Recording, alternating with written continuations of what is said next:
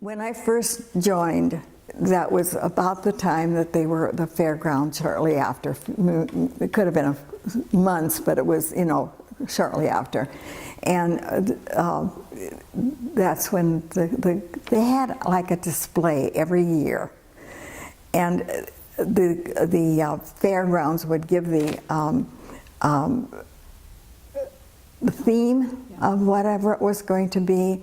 And so that's how most of those ribbons, and a good many of them are blue ribbons, and that they would win prizes for being the best booth, type thing. And the ladies would go and take turns manning it, type thing.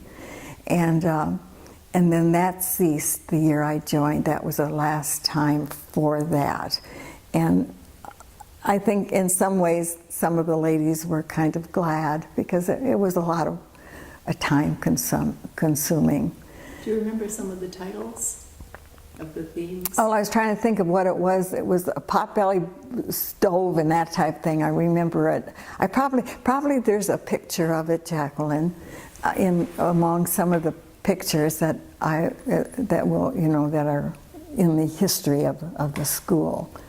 When the women were active in the fair, and that was a highlight, I'm sure, back in those days when we were less, they would win a ribbon, and this is actually like a blue ribbon, and this is in '76, in August of '76, and a quilting bee is what won that, and this one is for the Preserve the Past for the Future.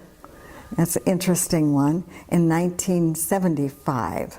And it just took the scene, is what it says. So that's, I'm sure, what was what they would set up as part of the theme.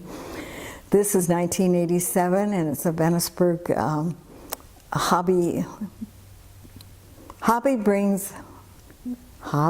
hobby brings out happiness. I guess whatever your hobby brings happiness. And this one is in 1991, and it's Sew It and Save, and had something else written there, but I don't think it applied. And this is Safe Family Fun in '91. That was won by the Homemakers.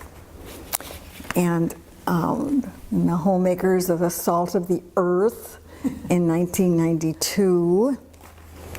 And Live Better for Less in 1994. That's kind of the theme today, isn't it? Live Better for Less.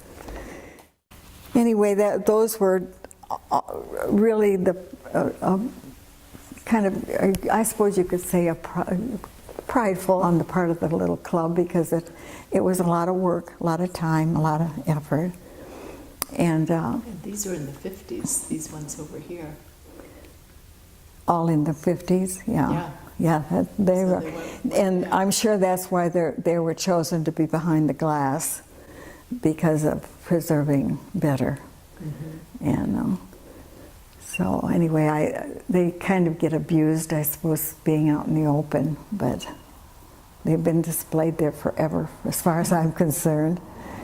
And we, that was about the time when that stopped, that we were thinking, not me, because but they were thinking of becoming, having bylaws, more than bylaws drafted up, but making it more authentically a club, because it was always a very informal thing. And I was part of that in 1994, when there were 4 of us that helped to write that and to change.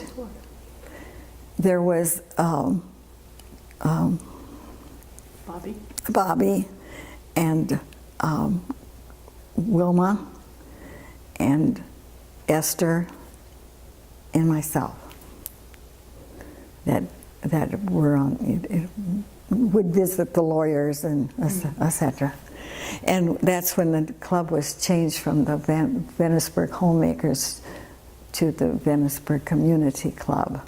We became a more authentically, I suppose you would say, a club. It was always a club, but our functions sort of changed at the same time too.